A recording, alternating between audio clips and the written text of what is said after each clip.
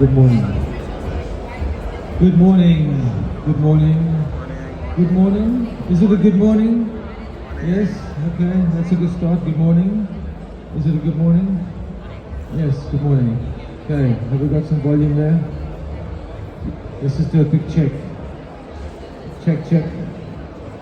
Okay, we've got no mics. Check. Copying it. There we go, copying it over. There we go. Right, good morning. It's the first session of Sunday morning. Hope everyone's feeling okay. We're going to discuss a topic which is, I think, very important in the South African context because obviously we already have a legacy of tourism. So we're going to unpack tourism and how we can become world famous for cannabis and weed tourism. But before we do that, I just want you guys to introduce yourself. Could you say your name, what you do, and what your involvement in the industry is, please? Over to you. Hi everyone, my name is Kudakwashe. I do cannabis tourism. So the idea of me is to connect the cannabis world and the South African cannabis community. So we do through engaging with local producers, which is talking about local growers, local distributors that are all doing in cannabis industry. So when you visit Cape Town, you can enjoy also the cannabis industry, the cannabis culture through our tours. So we are unique in a way that we are trying to uplift the community through giving them exposure about what's going on around the world. So that's what we are doing in Cape Town. Great, thanks for that. Over to you. Hi, my name is Lizo. I'm Sim Gobosi, but I'm known as MC. I'm a tour operator based in Cape Town, selling traveling packages in Cape Town, but we specialize on township tours. So we really trying to explore how can cannabis be really part of the township tourism. Great, thanks for that. Welcome. Yeah. Lorraine. Hi everybody, Lorraine here from High Holidays. I am based in Johannesburg, the heart of South Africa, where we grow some of the best cannabis. So therefore it's very important for us to explore the cannabis culture in that area. And we have a 5-day tour and a 3-day tour. And we're looking at obviously expanding into the Cape, where most of the tourists are. I'm a tour operator, I've been in business for 13 years. I operate cultural exchange programs all over South Africa. And cannabis is obviously on the cards. We need to do it. Thank you. Thanks, Lorraine. Over to you. Hey, so I'm Larissa Barbosa. I'm Brazilian, so patience with my English. I'm founder of Brisa 27. That is a project for cannabis tourism more in Cape Town. And I'm very thankful to be here, to be invited, because we are just starting, and as you said, there is already a legacy of cannabis tourism, I think, especially here in Cape Town. So this project is very based on my own experience as tourist and solo traveler, woman traveling solo in South Africa for, I think, almost 4 years now, and very interested in the cannabis, exploring the cannabis scene in this country, and I've lived all sorts of situations. So one of our main foundations is harm reduction, and also we are doing tours. We concentrate more in a very specific market, that is Brazilians, but also French, more Europeans. And we have launched our tours this summer in Cape Town, in the dispensaries. Great, thanks for that. So it's really great to see that this is moving forward. There was an article recently in National Geographic which was highlighting how a town like Amsterdam, has actually started to push back on cannabis tourism. They don't want it anymore. And they were highlighting that South Africa could be the potential leader for global cannabis tourism. I think what we need to remember is that what we take for advantage, or we take it as gospel in our country, is actually very exotic to the international market. So how do we fuse the two? I want to talk about the different sectors of cannabis tourism. So maybe you guys could give us examples of the kind of tours you're doing. You know, because there's obviously there's got to be a line. You know, you can't have guys smoking bongs and jumping out of airplanes and skydiving. So what kind of stuff are you doing? Maybe you could just, we start with you, just tell us, just give us a quick brief of what your tour actually is and what it encompasses. So actually, when we think about cannabis tourism in South Africa, we think more the scenic landscapes and all the kinds of outdoor activities we can have with cannabis. And also when we go to I'm trying to make some partnerships with some two operators in Cape Town, and they always are suggesting, we can do like picnic and cannabis, all sorts of activities and include cannabis. And it's actually very interesting, very attractive. But I work more with a public that comes from very prohibiting countries, so Brazil and France and many European countries as well, have a sort of situation that are very prohibiting countries, but a lot of consumers, because you can have prohibiting countries that, So Brazilians are, I think, one of the biggest consumers in the world with France. But in Brazil, it's not legalized. It's still criminalized. We don't go to prison anymore if you are catch with small amount of marijuana, but you have to do social work, things like that. So for this kind of tourists, the most amazing thing is the dispensary, is the shopping experience. It's because actually in Brazil, go to like isolated beaches and smoke cannabis. We are already doing that.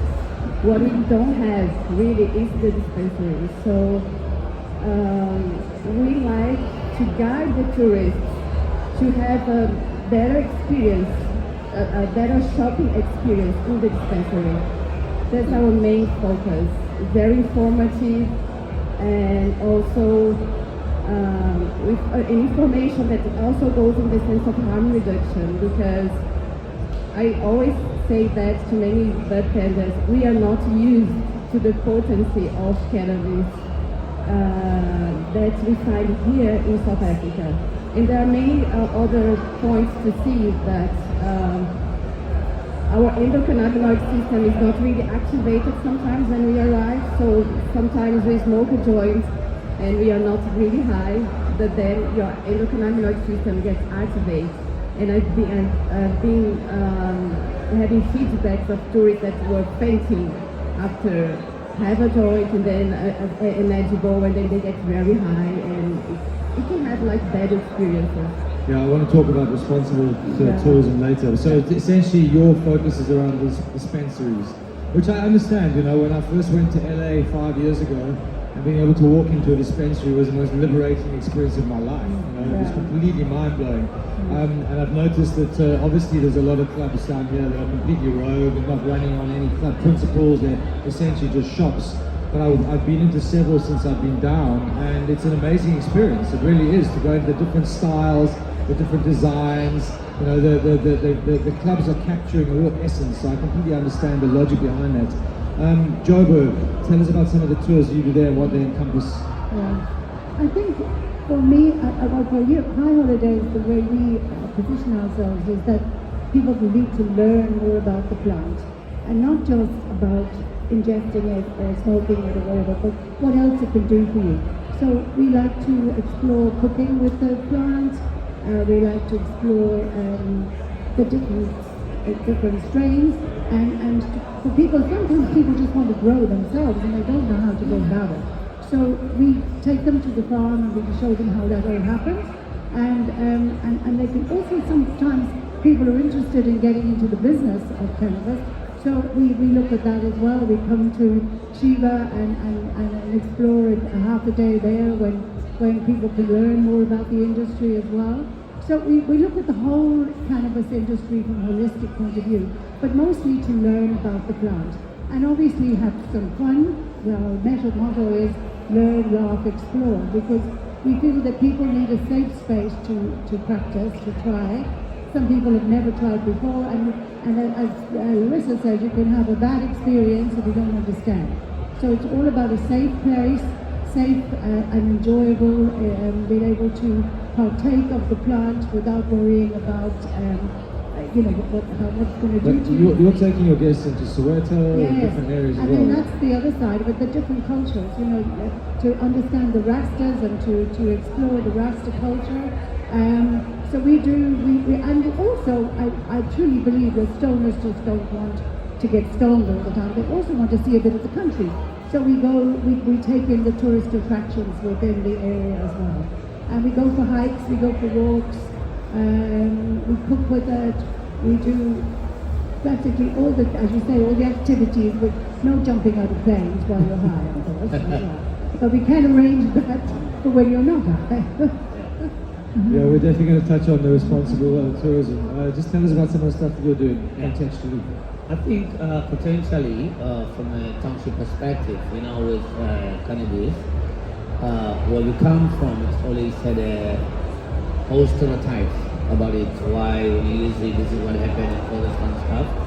But I think what's more important in our approach is mainly to educate people about what other things that cannabis can do for you from a health perspective, not only smoking it, and also from a commercial point of view, how people they can start growing and farming cannabis and also be able to trade with other businesses, with other companies around the world. So it's mainly educating people, and in fact the point of departure or the point of start is to break the stereotype first. Because we grew up in a society whereby if you use cannabis, you just get high and you end up not knowing what to do. So the first point of departure is to break the stereotype, okay? And see what other things that you can utilize cannabis that can help us as human beings, as the nature, and also how can people, they can start growing these in their backyard or create farms around the community, then that can be able to start changing their social issues and be able to trade with other people in the world. So just unpack one of your tours. Where does it go? What are the elements of it? My speciality, obvious, we do the whole Cape Town, Western Cape, but my speciality, I was born, bred, buttered and toasted in a township in Langa. So what we do, we offer people obvious cultural experiences and also breaking the stereotypes of the past. That townships are no go zone, you don't go to the township, you're gonna disappear. One of the things in Cape Town that whites are very comfortable staying in Constantia, blacks are comfortable over there, and that works at our disadvantage in South Africa. And there's a lot of stereotypes overseas about whenever you get into Cape Town, don't go near to the townships, otherwise you're gonna get disappeared. And for someone that has traveled, like traveled to Brazil, traveled to some North American countries, that you can't just go with a guide, but they just don't tell you that don't go to these places like the way South Africa is. So my passion is to really promote townships to be able to take part into the whole tourism sector. I know there's some great walking tours in Langa as Yeah, well. we do that. It's a very accessible township, which is Yeah. really helpful. Yeah, we offer that. Great, thanks. Give us a bit of insight into what this stuff you guys are doing. Yeah, our tours, when we started initially we were concentrating on dispensary because it was the thing that was there now. But now we are shifting now our work now to partner with the indigenous growers. So what we are trying to do now is trying to expose them to new genetics, new technology, and new seeds. So what we are trying to get them is to lift them from growing traditional plants to new genetically modified feminized plants. So that even when we are doing our tours, because our tours that we introduce is we've got an introduction called Cannabis Farm Tour. So it's that you go to the farm, you experience the fresh air, you talk to the farmer, you get to know him better, you see his family. So it's not about only tourism, it's the exchange. So now we shift now to put the cannabis community also in our tours. So we also include like people making edibles. There are women that are making cannabis edibles. So we include them in our tours because when you see the community is so big. So if someone is doing edibles in Europe, then we communicate with him. When we come here, we take them to the factory. Tailor makers. Yeah, tailor made. We take them to the factory. They speak with the ladies that are working there, and also there is also our tour that we go to women make fabrics. Women that are making fabrics. So it's not all about now cannabis now. It's about the whole sector. Hemp as well. Yes, and hemp as well, hemp clothing. So we are visiting all those places. So our tours now are centered on cannabis, but it's not only about smoking now. It's about the educational side. Yeah. It's about uplifting the communities. It's about getting them involved. Well, I think this is responsible tourism. Yeah, it's like you can't bring people out and just stick them in Camps Bay and at the waterfront. That's not a deep cultural experience. We have to capitalize on what we have, package what we have, and make sure that we're selling the experience across the board. I hear a theme here about education. Yeah. I think it's very important to educate people as part of this because edu-tourism is a thing that is massive all around the world. How do we ensure that tourism is responsible on two levels? Firstly, how do we ensure that people aren't getting too high? How do we manage that and how do we protect tourists? And then secondly, I can't remember, but I'll come back to that. Just over the first one. I think when you mentioned about the Amsterdam story, I think one of the things we can now gain from is the bad experiences that they and their mistakes, let's put it that way, where just kids got in there and just got totally stoned and, not Passing out the pavements puking all over I mean, that is not what we want to see in South Africa. We can learn from their mistakes, and I think that, yes, the educational point and a safe place and taking it easy and going and explaining the consequences of what you're going to do when you take this drug. That's important. Because it's a whole other layer. So I'll come to you in a sec. I mean, you take in 8, 10 people, you put them into a minibus, and you've got obviously the challenges of South Africa, which we all know, but then you're sticking a whole bunch of people into a bus that are stoned, and they need managing, looking after. That's just the nature of the beast, especially in this country. So you had some input there. I think if you look at it from a tourism perspective, especially in Cape Town, we're very big with a wine tasting. And people they can get soaked running with wine. As an operator, as a guide, you have to manage that. So it's the same concept because with the wine, you always have to limit people how much they can drink because you don't want to end up with people that are going to be hard on you on the road coming back to Cape Town. So getting back to responsible tourism, a part of cannabis is that people have limitations of how much they can taste.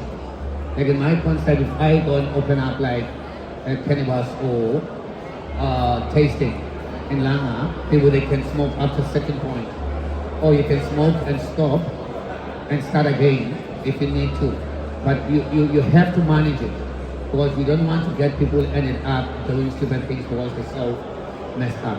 Yeah, you just don't want to drag people around who are vomiting and getting ill.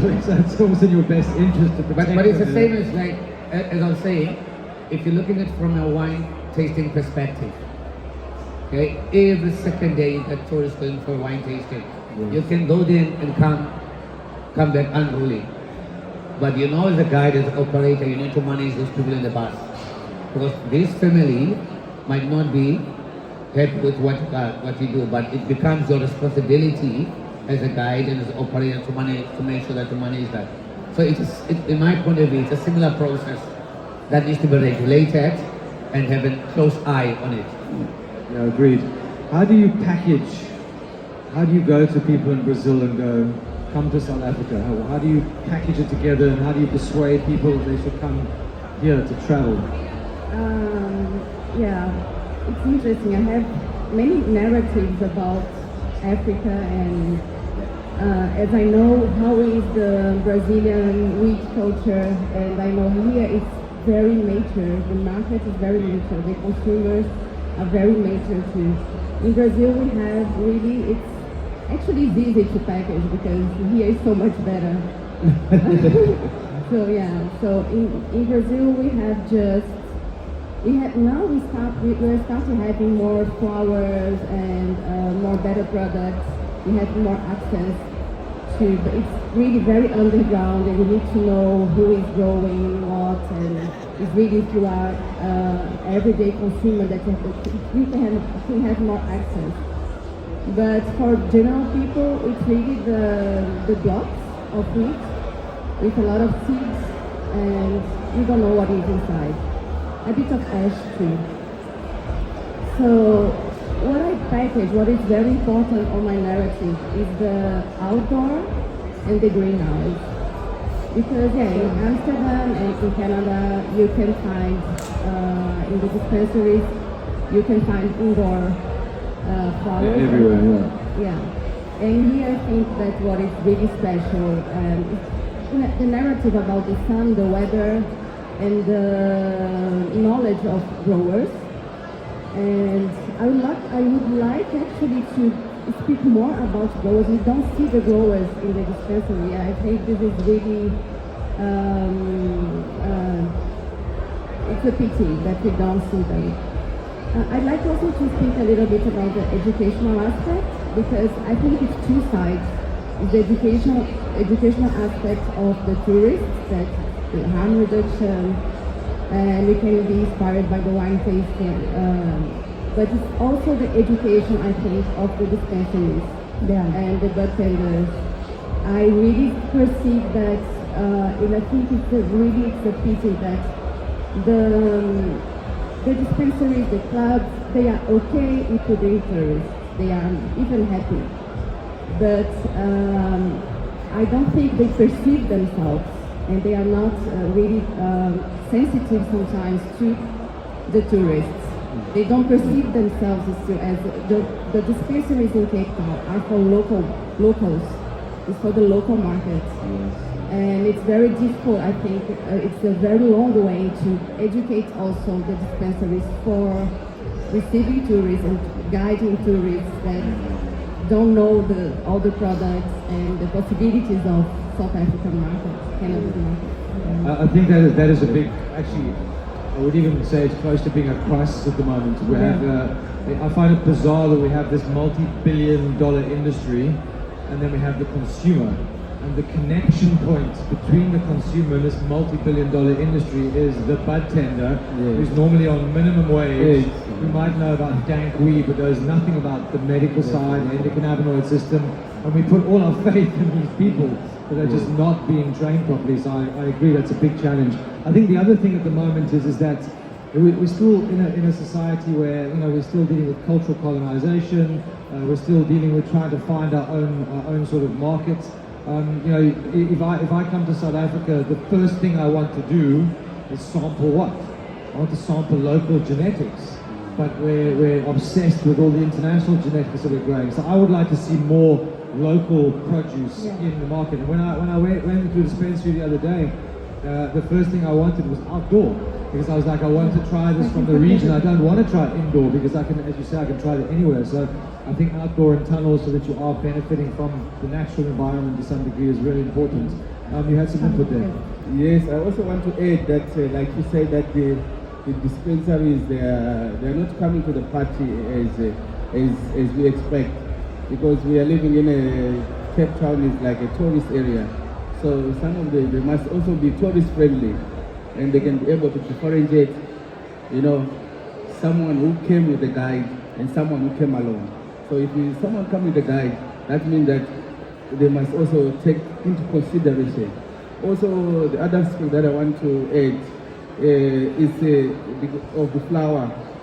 The flower can be as much as it can be around, but we are looking for one also to have also other cannabis players on the road. So now we are limited. Like if you go to Jamaica, you can have maybe 15 artilleries, like 15 things to do about in the cannabis store. But now we are limited now when you come here. If I take someone to dispensary stone, then what? It's finished. So that means that I'm limited my toes. He's gonna say, okay, let's have 1 hour, because there's nothing more to do. So that's why I said I started to age everyone that is involved. Because it's good if you go to a grower, you go to someone making clothes, you go to someone making hats, you go to an artist. But the thing now is an artist, but he's cannabis conscious, you know. So Open up the value chain. yeah, essentially. so it's like we want to add value in the industry. Is with what we are doing now, we need to add value. Like if you go to someone's place, you must say, oh, I have a good day. Because I come with someone from outside, he's going to spend money, the whole money which maybe was supposed to spend at dispensary, he's going to spend at a grower, one grower. Well, it's basically sort of decentralizing and democratizing cannabis. So I think that's super important. Yes. Yeah. I think just on the point of view of the social clubs for dispensaries, I think in Cape Town too, the local market, as you say, is so big that they really don't care about, they don't need the tourists. Yes. But I think what needs to be done there is, obviously, they need to be educated about the tourism industry. I mean, they reckon that the cannabis tourism industry globally is worth 17 billion. And I think that if there was a less onerous way of tourists joining on a daily basis or having that needs to be discussed. But I think the social clubs need to look at that as a new market and open up, and also the outdoor side, as you say, is most important, because that's our biggest selling point. Sun-kissed cannabis in this country is what we should be selling. Really. The challenge is there is actually no model that talks to tourists. So this is the problem they have in Barcelona. Yeah. You know, yes, you can sign up for a day or a month membership, but technically speaking, that's not actually, doesn't fall in line with the club model. And Section 21 is obviously medical. So at the moment, you know, the whole thing is completely informal and completely grey. There's no actual whoever's market. here now and who's thinking in that line needs to see there's a gap in the market that needs to be taken care of. Yes. And could be good. I think you have a very good point there. The model and regulating the industry. Because if you look at the history of tourism in South Africa with the government, it has never been an industry that was taken that much serious. So much that even today, we still regulate things as you go by. Now that we're introducing all these new products that is needed by the tourists over the world, and our local people don't know what to do. Because like with what I was saying about the pharmacies and all this kind of stuff, we need to remember that they provide these things to local people, and that's how they're trained for the local market. Then they come tourists and for their own perspective of how they want to utilize these things. And they are not prepared for that. So the bigger issue here is that as a government or as an industry, we need to empower our own people about what are the expectations from the tourists with all different spheres, all different fields. Because each sector in tourism, it develops as it comes. We'll put regulations as it comes. Okay. So that's the biggest problem that we have in the country. Agreed. Let's talk about appellation. So for those of you who don't know what appellation is, essentially the simplest way to describe it is if you look at champagne, you can only buy champagne or market champagne from one region in the world in France. If you try and do it from anywhere else, they sue you. We have a similar thing with Rooibos. If you look at Humboldt County, just north of California, you cannot call your product Humboldt unless you're actually from that region. We could be doing similar things with Pondoland. We could be doing things in KZN. How do we embrace appellation as a cannabis community? How do we package it, and how do we sell that to the world? Any takers? You want to start? Yeah. So I think that is a very big way to say packaging. We want to know how do we package our story. So to package our story, I think maybe we must also starting like what I've seen now from what the experience is. The farmers are around, but they don't have a good buy. So what we thought, let's partner with good buds, so that when the people come, they also see good buds. So I think also that thing started to the dispensaries, to the farmers, and to the breeders. Like now there's breeders. So it's possible now to come up with our own, even our own strain, our Cape Town strain, like people that love cheese. So we build on that. I think maybe it will be a well international appealing, and it will sell. Because if me I'm talking about it more, and everyone in the tourist will understand that when you come to Cape Town, you must taste the cheese. So setting our own benchmarks and creating a story, right? Creating a story. I think that story will tell a lot of things. They will talk about the township, they will talk about the wine, they will talk about the fabric, they will talk about a lot of things. That all will be central in that appeal, international appeal. Yeah. Any input on that? Like I think also with South African constitution and this concept of a free trade, it can make it a bit hard, but also it is important that we take ownership of our own products.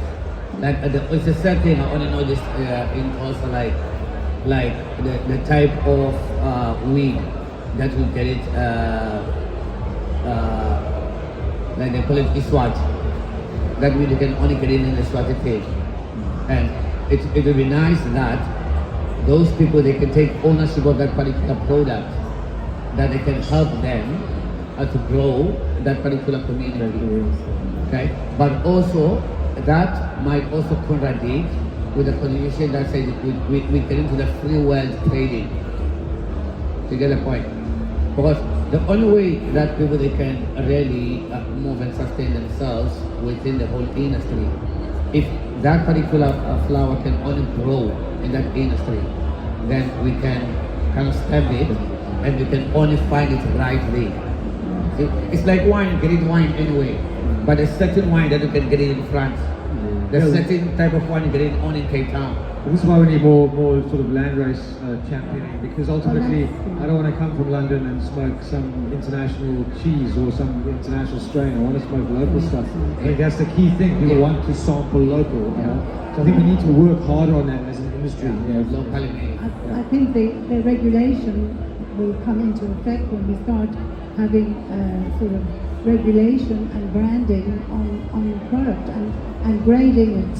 That's very important, isn't it? To have that, and then like with wine, you will be able to tell what's what, and hashtags. Then I suppose is the way forward, because then you have those Durban poison or Malawi gold or whatever whatever happens to be the trend at the time, and get it out there so that it is. We're selling South African sun-kissed outdoor as opposed to vapes and things from international stuff. I agree. Let's talk about your audiences. So I know your focus is Brazilians and French. What is the LSM? What is the level coming in? Are they backpackers? Are they lawyers? Give us a bit of insight into your target market and the people that are coming out for your tours. A lot of tourists, like you see a lot of social professional profiles, but I get a lot of digital nomads. I think Cape Town as well is a pole for digital nomads now, and I have a lot of people that I like to get also the tourists that when they just came to the city and they just arrived, and then we make the tour and then they are informed to continue to explore the rest of their trip. So digital nomads is a big part of your target market. Digital nomads is a big part. Okay. There are not so many digital nomads in Joburg. Yeah. So who's your target market? Well, more the Northern European market, Norway, Sweden, Denmark, that kind of area, and Germans. Again, it's education. They come to find out what it's all about in a safe place, and they enjoy partaking of it freely while they're here. And is it at what level? Is it a backpacker level? No, is it variety? It's more your 30, 40-year-olds, really. That they're interested. I think that the younger ones are not prepared to pay for that. They want to just explore and find out their own way through clubs and things. But somebody's interested in learning more about the plant and all about its benefits and the cannabinoid, the whole story of it, rather than just ingesting. I think that's my market more. And because they're in Joburg and they want to see some of the tourist attractions, and particularly the Weto and the Rasta community, I think that's it. And age group wise, I believe yesterday somebody commented that now and Americans have got quite a lot of Afro-American who are coming back to the culture of this country and wanting to explore the cannabis plant. And that's right. That's the irony about this is that cannabis is for so many people. In the classes we run, we have 18-year-olds and 75-year-olds in the same class. Sorry, that's what they were saying yesterday, was 60 to 75-year-olds now. Well, obviously that's more of the medical side of things, But yeah, it's interesting that it's changing all the time, yeah. Absolutely. What are your guys' audiences like? I think my biggest target market, it's mainly the youth, universities. Yeah. That's why my business goes very well with it's a year long type of a product. In this way, between May, June, July, it's summer overseas. So there were a lot of internship that they send them to Cape Town. Cape Town consists of more than 80 internship programs. So we tap into that. Then just before May, April, have a lot of Jewish people directly from Israel because they have big festival, Rosh Hashanah and all those kind of stuff. Then towards September, we get Belgium and all this kind of stuff. So we position as a whole year round type of a product.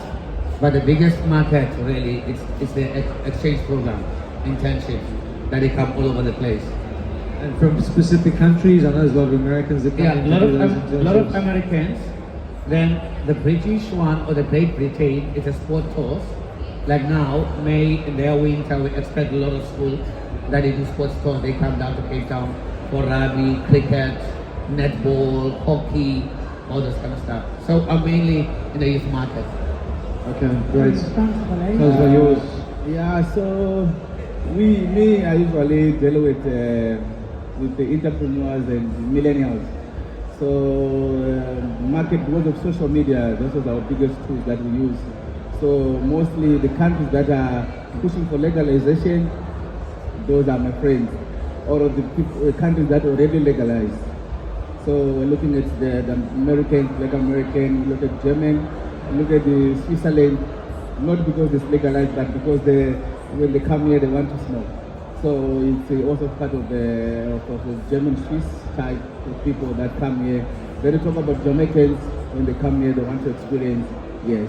So, but mostly European, but mostly the what I've learned is the people that are working on cannabis in their countries, when they come here, those are so we call them 420 travelers. So mostly my customers are 420 travelers. When they come here, they want to join. When they arrive at the airport, they want to join. So that's where we come in now. We connect now. So mostly is the social media, the people, and the community for cannabis. Just the mere fact that you guys are working with such different audiences just demonstrates very clearly the opportunity here. Let's not forget the opportunity here is to obviously drive revenue, and bring as much euros and pounds and dollars into the country as possible. Absolutely. And then we've obviously got the two sides. We've got sampling the cannabis, trying local products, and then we've got obviously the experiences of climbing Table Mountain, going to the beach. Let's not forget how exotic those things are, and visiting townships and rural grows. I love the fact that you're integrating different parts of the value chain. I think it's very important. We're almost out of time, but I just want to focus at the end on harm reduction. What are some of the practical things you guys are doing on your tours to ensure you haven't got people passing out on the way? What are some of the things you do to deal with that? You want to start? Dosage is very important, and I think the CBD oil, I always tell the tourists that they need to have a lot of CBD in their organism in order to not to get so high and to balance. So do you the carry THC. CBD with you on these trips? Yeah, like Because obviously that can counterbalance the THC. Yeah. So What we've done, Lorraine was with me. We had a tour on Friday. So I gave CBD before. Yeah, so they ate a chocolate with CBD, so as the two is 2 hours. So I think by 1 hour that they have a lot of CBD in their body, so it can balance the THC. Yeah, that's one of the things we do, and yeah. Yeah. I think also to learn the history of the person, first of all, I mean, if they've got any allergies, if they've got any conditions, medical conditions, I think it's important to get that right, because it's a bit late when they start freaking out. You know, you need to get that done. And then, yeah, I think it's all about education again. It's like, you know, this is, as you were saying, I mean, you go to the wine legs, you have a couple glasses of wine, you feel the effect straight away. You have a cookie, and you don't feel the effect for 2 hours later, and then you don't know what's wrong with you, and you start getting paranoid. So I think it's all about education and walking them through it slowly, and having the remedies, yes, to calm people down if necessary. But hopefully, if you've done the research first with the individual, you don't have to, you know, that's not necessary. But yeah, that's about it. Great. And learn your rights. I mean, also knowing your rights, so that when they are not with you and they are, that they know that they are allowed to personal use in this country, in your own private place, and you know, that's a That's a very, very good point. Nice. I think my point of view, we're essentially trying to promote, most especially with the British market. The heat in Cape Town is way strong for them. They can't take it. Even if you want 27, they can't take it. Mm-hmm. And sometimes even a type of sunscreen that they use with a lot of chemicals that have a negative impact into their skin. So trying to get them products that are natural with our natural health, that to introduce to them. So that's what we're trying to start promote with them. That's to keep with that, because it wouldn't have any after effects. I love it. Yeah. Great. Innovation. Yeah. But I we saw that for actually, my daughter, in fact. My daughter used a sunscreen that has natural effect. And it just helps it so much because she got eczema. Stuff that's actually working for your I skin think as it opposed to poisoning you. Yeah. Buy sunscream. Yeah. But let's not go there. definitely. But actually, in my tours, mostly, I always ask my clients what type of a smoker he is, so that I can know how to handle him.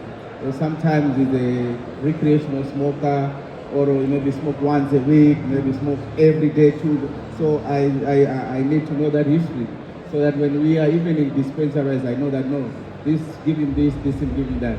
But mostly, it's very lucky that I always have responsible smokers, because they are not only smokers, they're growers, they got the passion of cannabis. So most of my clients, they're also passionate about cannabis.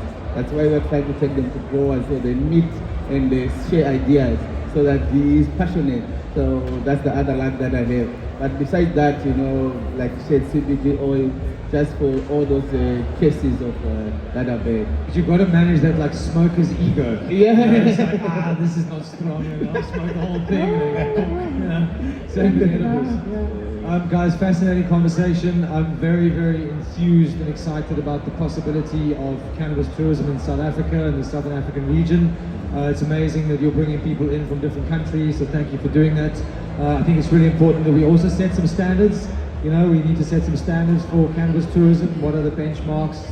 Because ultimately there's one thing that matters, and that's protecting anybody who comes to our country, from unscrupulous experiences, from negative experiences, because that doesn't help in terms of bringing more people in. But I think there's an incredible opportunity nationwide for cannabis tourism. So well done for getting it off the ground, and we wish you all the best with our businesses.